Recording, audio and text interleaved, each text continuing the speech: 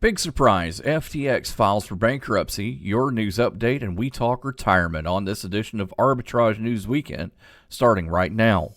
Hello and welcome to Arbitrage News Weekend for November 12th, 2022. I'm Joshua Stark.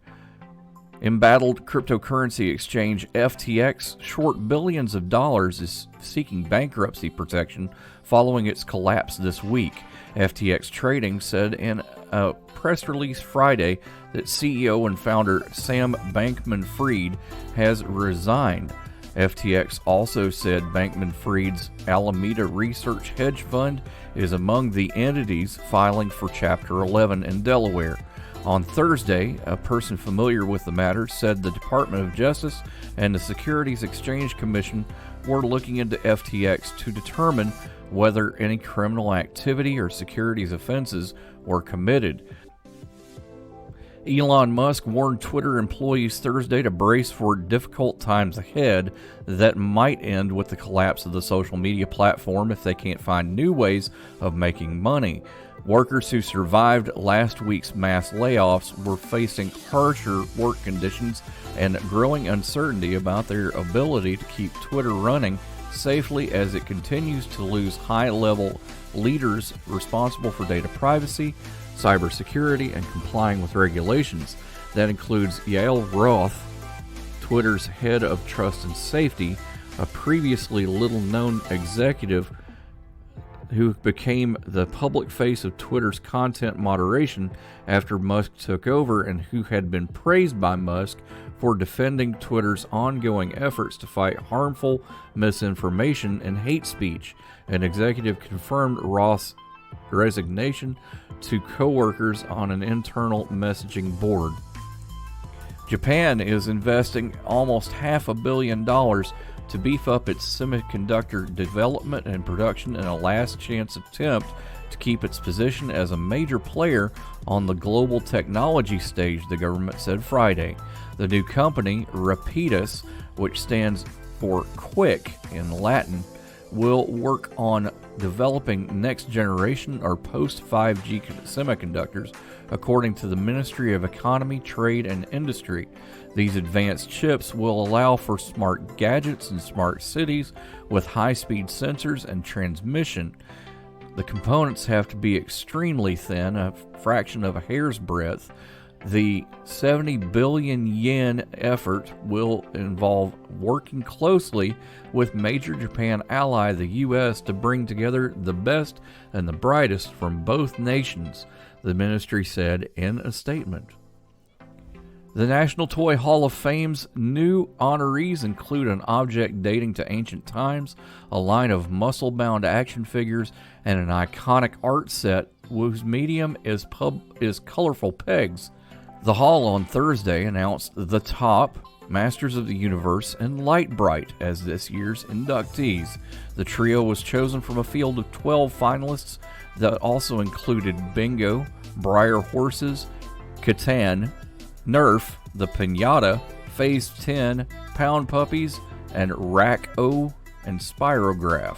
The Toy Hall of Fame inducts a new class of toys each year in a ceremony at the Strong National Museum of Play in Rochester, where the hall is housed.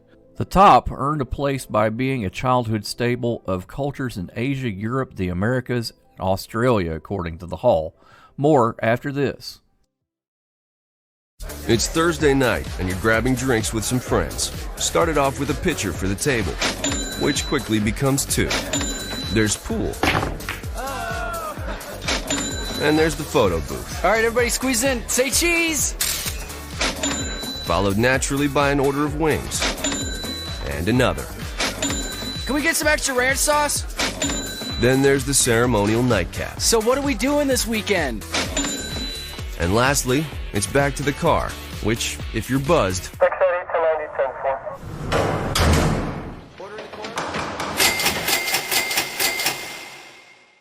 could be the most expensive night of your life.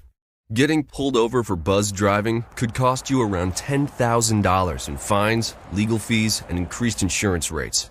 Nothing kills a buzz like getting pulled over for buzz driving, because buzz driving is drunk driving. Brought to you by the National Highway Traffic Safety Administration and the Ad This Council. week's ARBITRAGETrade.com blog includes Alaska seems less crabby, and that's not a good thing. Building the Perfect American by the British. I don't get that one. And we talk retirement in a bear market. All this and more in this week's Arbitrage blog, available now at arbitragetrade.com. Now let's go to the President and Chief Maker Officer.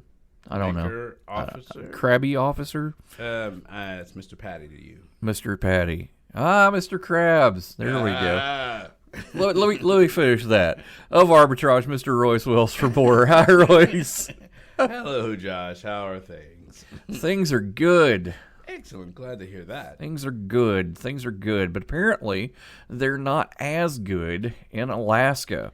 Why not? What's going on in Alaska? Tell me. Fill me in. You know the tasty food version of crabs? Those nice Alaskan snow crabs? Oh, man. Those are amazing. Apparently, Alaska has canceled the snow crab fishing season for the first time ever. What?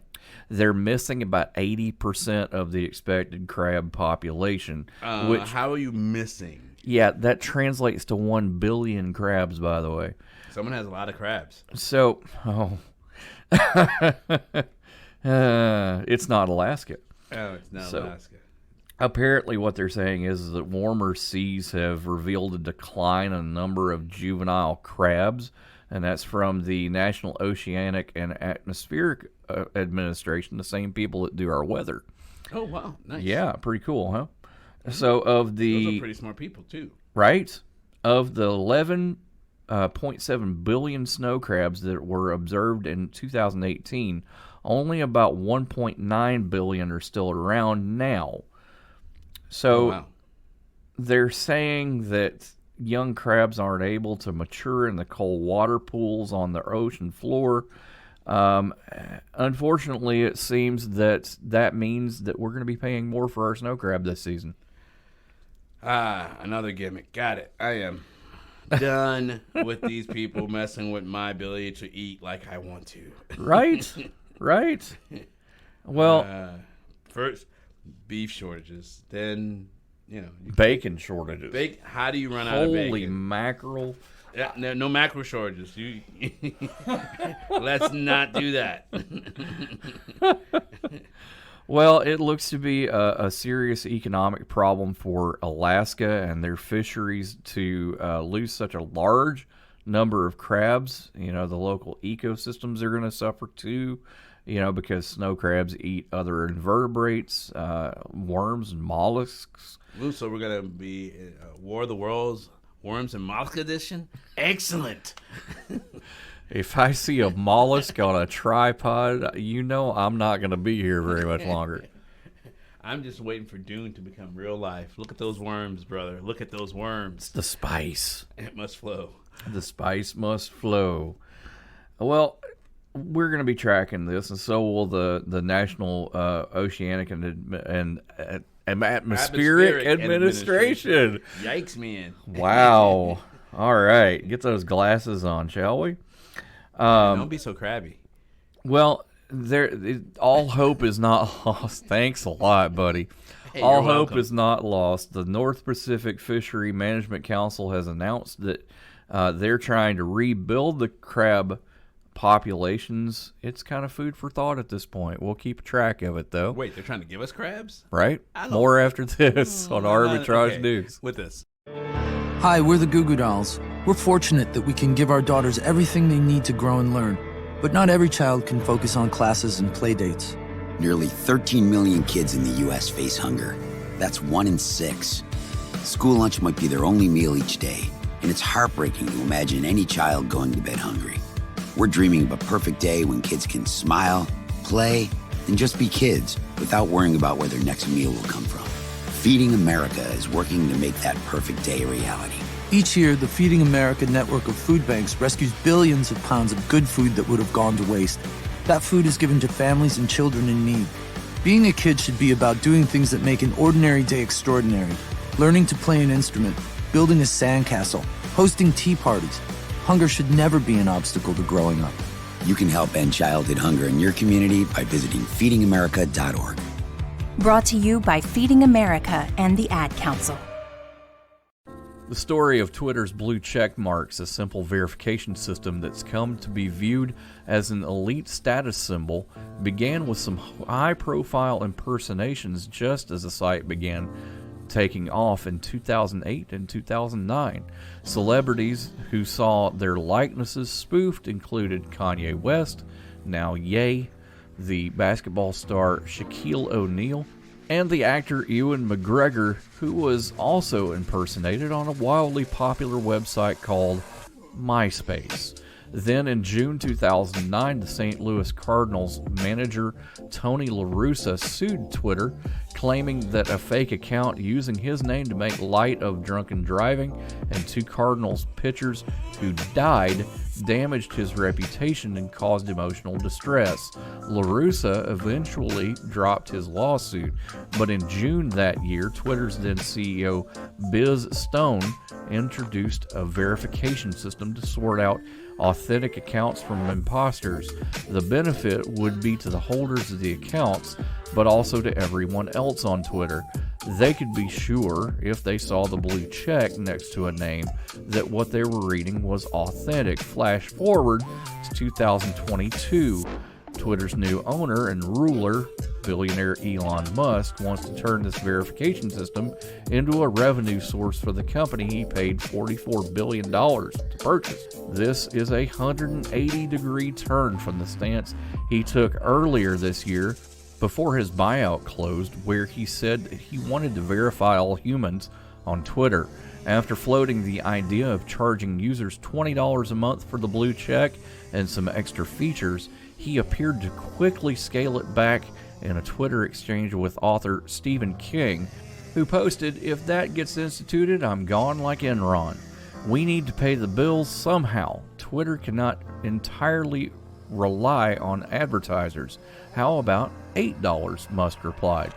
Whatever the price, the idea of a paid verification system is raising some complex questions and concerns beyond the customary cheers and jeers that have accompanied Musk's every move since he took ownership of the social media company last week.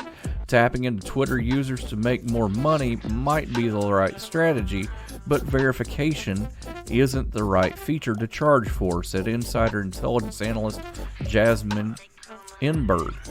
Verification is intended to ensure the integrity of accounts and conversations on the platform rather than a premium feature meant to elevate the experience.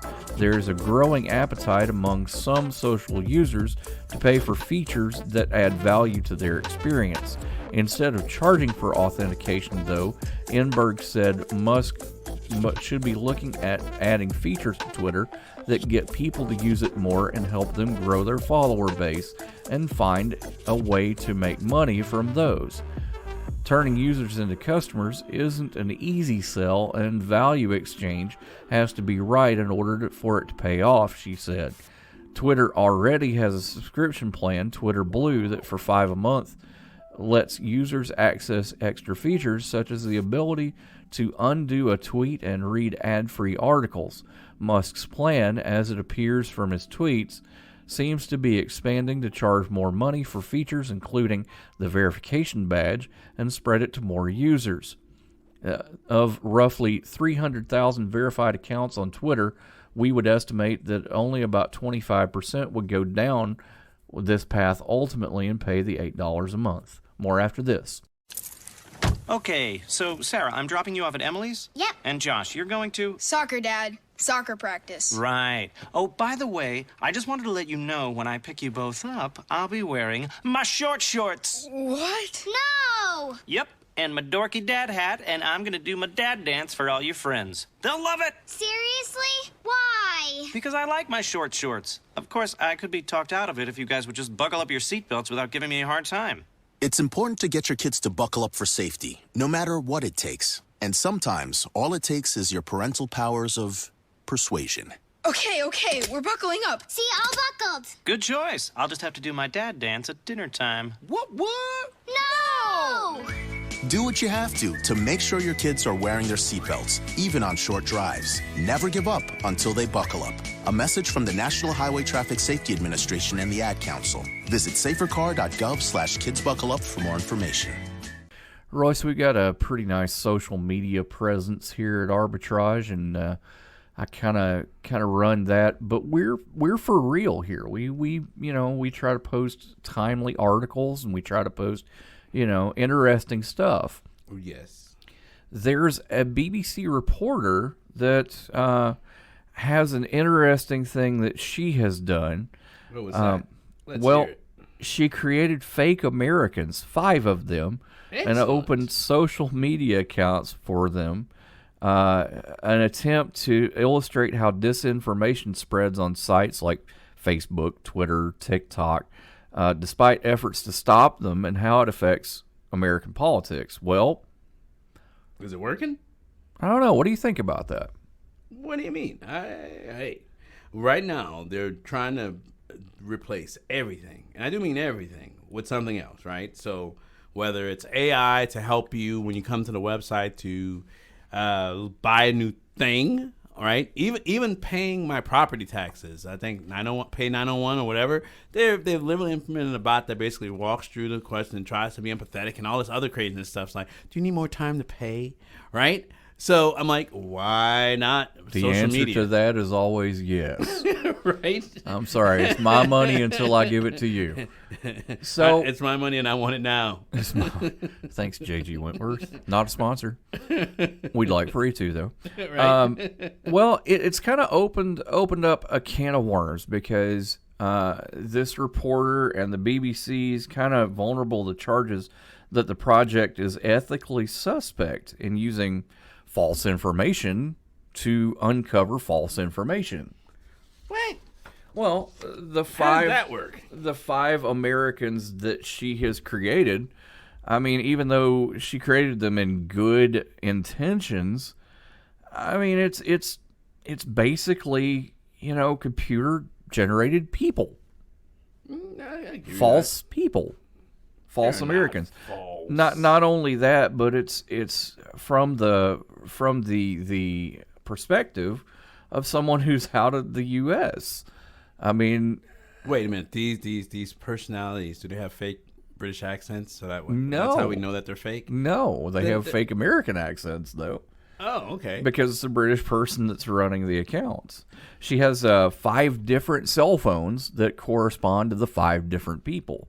And she's very busy basically trumping up false information. And no, that wasn't a pun.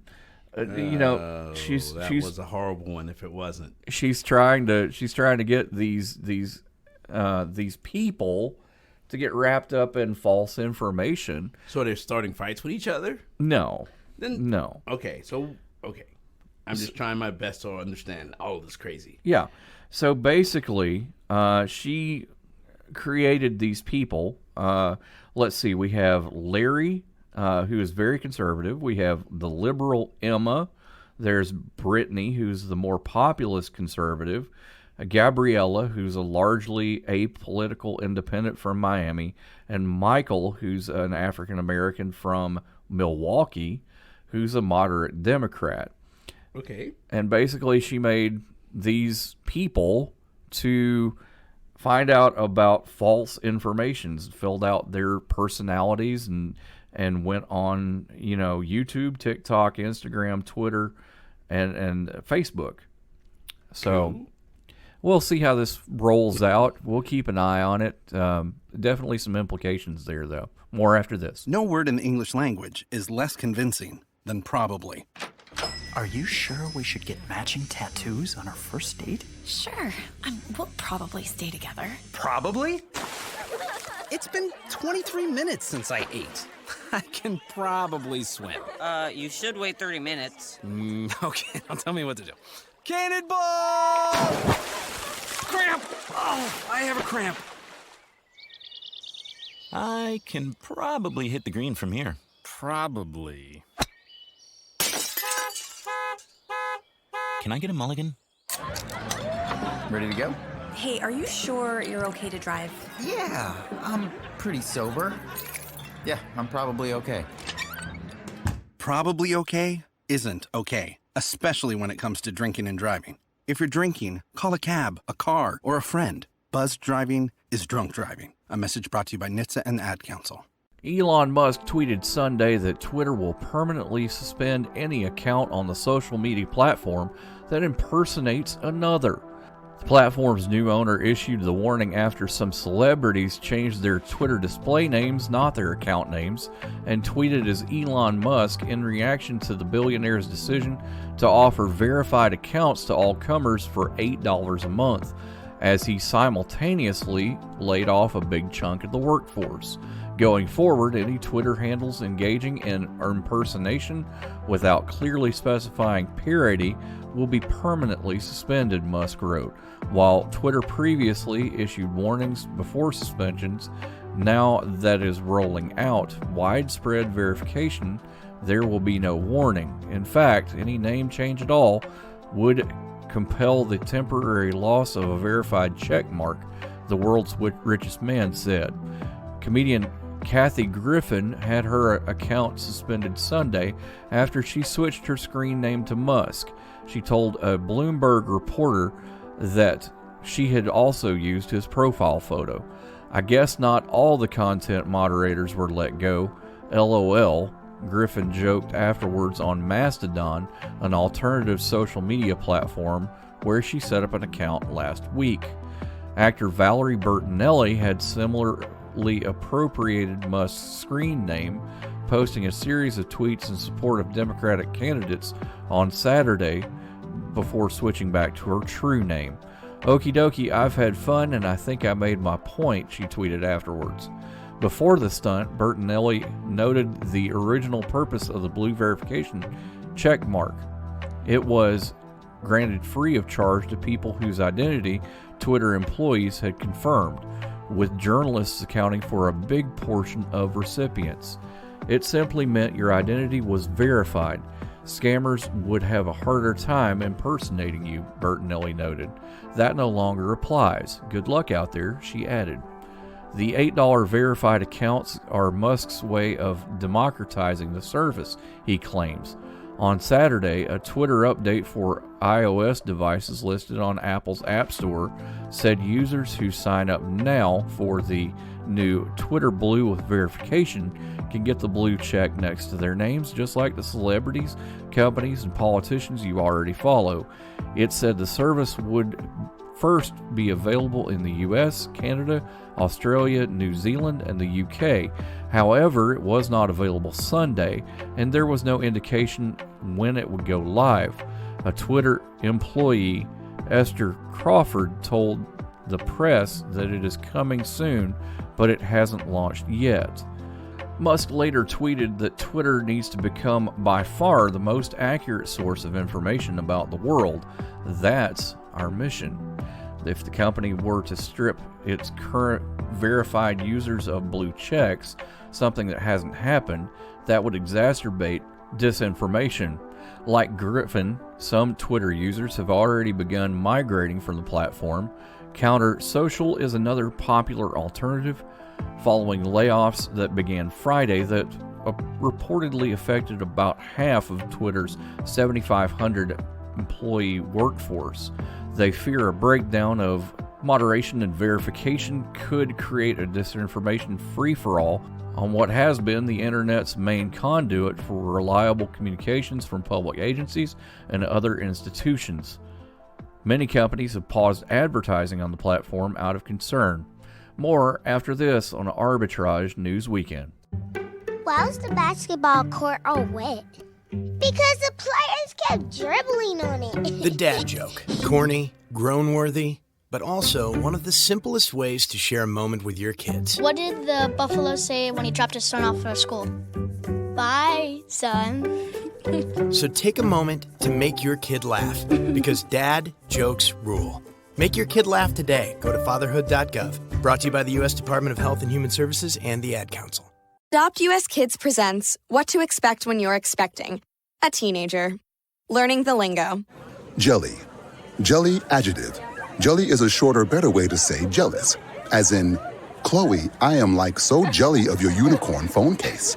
You don't have to speak teen to be a perfect parent. Thousands of teens in foster care will love you just the same. Visit adoptuskids.org, brought to you by the U.S. Department of Health and Human Services, Adopt U.S. Kids, and the Ad Council. Royce, we're a few years away from retirement. Can we say that? Yes. Hopefully, fewer and then more. Me closer than you, but are you sure? Yeah, actually. Okay. Well, if you're sure, you're 3 years younger than me. This is true. That kind of doesn't mean I want to work forever. Kind of shocking, actually. Hey, but it happens. Yeah, taking a look at retirement right now could be a scary thing because most of retirement plans, 401ks and things like that, they're based on what the stock market does. Yeah, about that. Yeah, about that. You buy stocks because you think that corporate profits will increase, and every so often, investors get optimistic, and that kind of gets wrapped up in your retirement plan sometimes, right? Yeah. So I'm going to tell you a fun fact. Okay. Right? 401k plans. How old do you think a 401k plan is? Right around 40, 45 years. So our generation is the first one that's going to actually have a 401k. Seriously? Yeah, seriously. Okay. So that means our parents did not have a 401k. Know that their parents before them have a 401k. And basically that was to get people to invest more into the stock market and basically invest in companies and do all that good stuff. So, okay. So what is AARP saying about all of that? Well, what they're basically saying, and you can read more about this on arbitragetrade.com. Our blog has all this information, but we are not financial advisors, so we're turning to AARP to talk about this. First of all, they say that we are definitely in a bear market. By definition, it's a 20% decline from the recent market high. So taking a look at S&P 500 and that sort of thing, it looks like it entered the bear cave around June 13th. This year? Of this year. Oh, impressive. Of this year. And it looks like the NASDAQ, March 2022, the Dow Jones, joined the party around September 26th. Okay. Late to the party, but definitely fireworks. Got it. Well, I mean, there's been carnage, right? Definitely carnage. Netflix, for example, 68%. Online payment company PayPal down 70%. Moderna, which is a shocking thing considering what Moderna does, 72% down. Oh, wow. Right? So there's no one cause for a bear market, but they're saying, hey, it's not over yet, and that's the truth. Bear markets have a tendency to recover around 3.5 years, and this is not the worst bear market that we've had. Yeah. We had a bear market in 2008. We had a bear market in 2001. On and on and on and on. There have been other bear markets. Yeah, there have been other bear markets faster than that. Right. Like 2015 and 2016 and right before COVID-19. I mean, there's been tons of bear markets, but basically they snapped back and we were able to basically pull up out of them before they get really bad. Right. So basically what AARP is saying, that if you're planning on retiring within the next 15 years or so, which we're about 20 years away if you think about it. Yep. Keep socking money away in your retirement plan in the same proportions that you have been. Most, like I said, the average bear recovers in 3.5 years. So just hang in there. So you're hibernating. That's it. Sounds like a plan. That's it. Have a great weekend. We'll see you on Monday on Arbitrage News Daily. Bye-bye. Arbitrage Trade Analytics, LLC, is a privately held market research company. Arbitrage Trade Analytics, LLC, is solely responsible for the preparation and distribution of the content of this podcast. The opinions offered in this podcast are for informational purposes only and are not intended to be investment advice. Seek a duly licensed professional for investment advice. For more information about the informational research and services offered by Arbitrage Trade Analytics, LLC, please visit arbitrage